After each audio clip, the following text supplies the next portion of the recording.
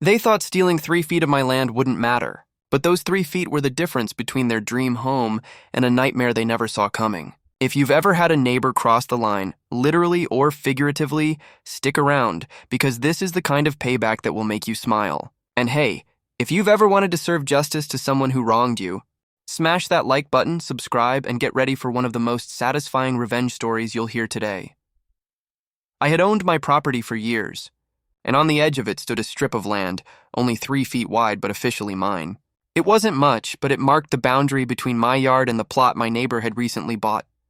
When construction started, I noticed the builders creeping closer and closer to my line. One morning, I walked out to see them pouring a foundation right over my 3 feet. My heart sank, and then the anger hit. They weren't just stealing dirt. They were stealing my rights.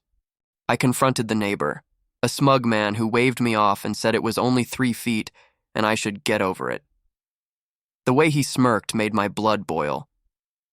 For a while, I felt powerless.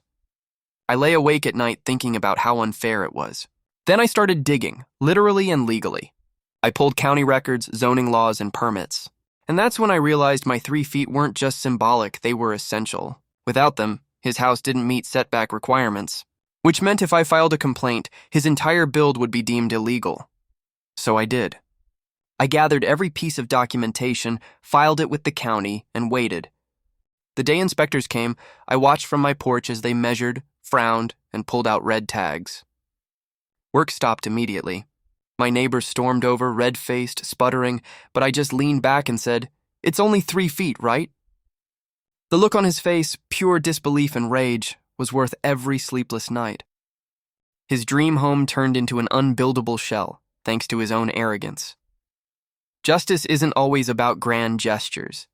Sometimes it's about holding the line, literally. If this story gave you chills, smash that like button and tell me in the comments, what's the most satisfying revenge you've ever witnessed? And of course, subscribe for more stories like this.